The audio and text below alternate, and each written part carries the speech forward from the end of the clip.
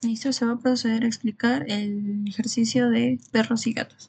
En este primer paso se utiliza la biblioteca TensorFlow Dataset para descargar el conjunto de datos gatos versus perros. Luego se divide el conjunto de datos en 80% para entrenamiento y 20% para prueba.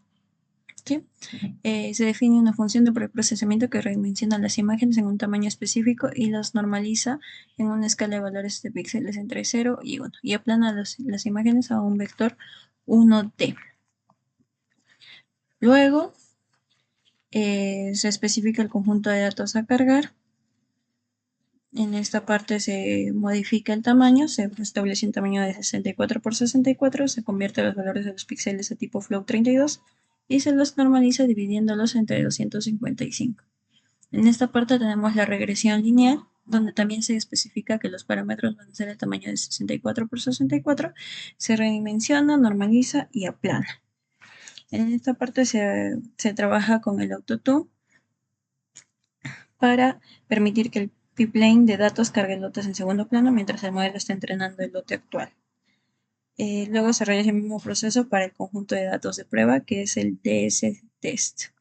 Aquí se obtuvo como resultado 12.288 features. Luego se aplica el training test. En este caso, eh, dentro del training test se obtuvo los siguientes resultados.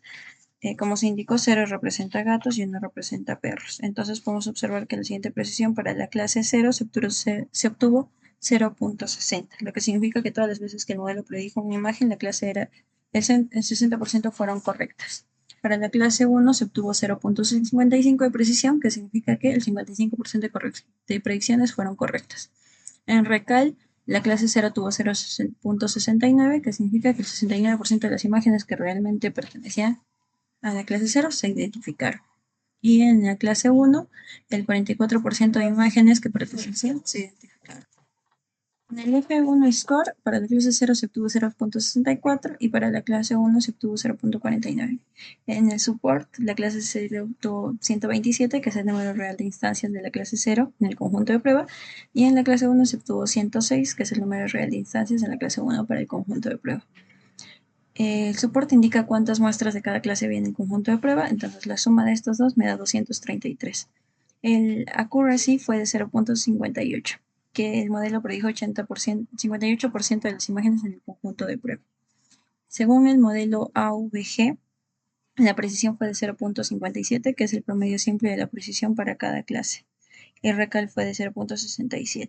El F1 score fue de 0.57. El promedio macro calcula la métrica de forma independiente para cada clase y luego toma el promedio sin tener en cuenta el desequilibrio de cada clase. ¿Listo?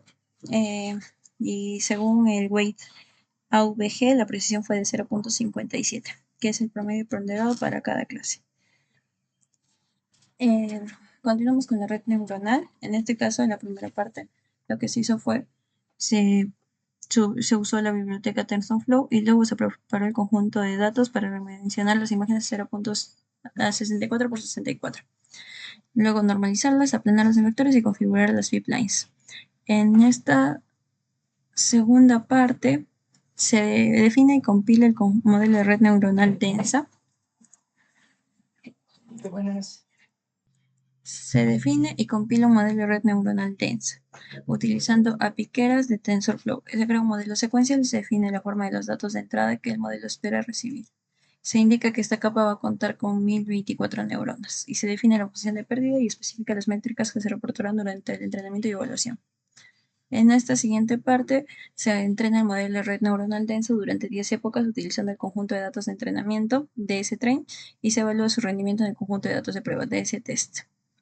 En esta siguiente parte se utiliza la biblioteca Matplotlib para visualizar el historial de entrenamiento del modelo y se almacena el objetivo history después de ejecutar el método ModelFit, con el objetivo de mostrar cómo cambiaron la precisión y la pérdida del modelo durante el entrenamiento y la validación. Aquí podemos ver que se generan dos gráficos. Uno muestra cómo evolucionó la precisión del modelo de los conjuntos de entrenamiento y validación a lo largo de las épocas. Y en el otro se muestra cómo evolucionó la función pérdida. A través de estos gráficos logramos identificar si el modelo está aprendiendo correctamente y detectar problemas como el sobreajuste, donde la precisión del entrenamiento sigue mejorando, pero la validación se estanca o disminuye, que es lo que vemos aquí.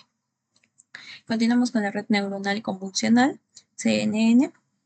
Lo primero que hicimos fue nuevamente instalar la biblioteca de TensorFlow, TensorFlow Dataset y Matplotlib. Luego se cargó el conjunto de datos de gatos y perros, se redimensionó y se normalizó un tamaño más grande adecuado para una CNN, que es de 128 por 128 píxeles, y configurar los pipelines de datos eficientes con mezcla para entrenamiento, batching y prefetching. La diferencia clave con el procesamiento es que las imágenes se vuelven en su formato espacial. En esta tercera parte se define la arquitectura de una CNN para la clasificación de imágenes de gatos y perros.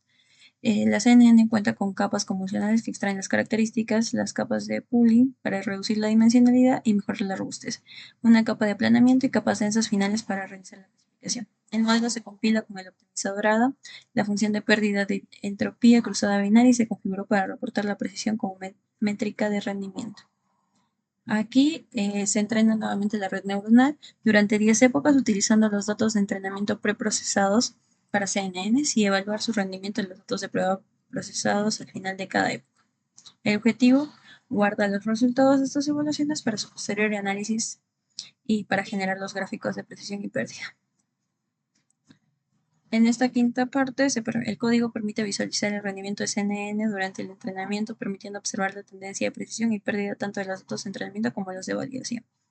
En el gráfico se observa que la precisión de entrenamiento aumenta constantemente. La precisión de validación también aumenta, pero se puede ver una brecha creciente entre ambos, lo que sugiere cierto grado de sobreajuste.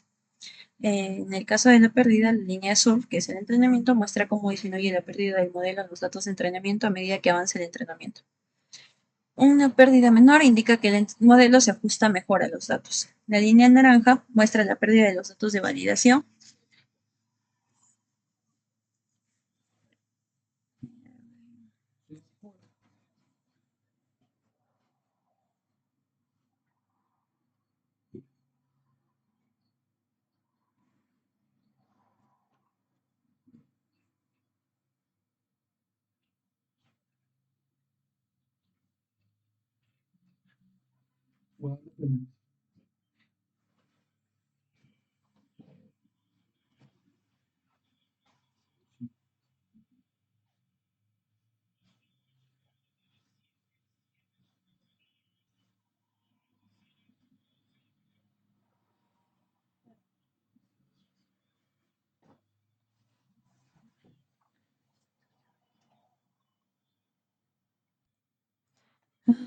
Son 7 tipo. Ay, no lo paré.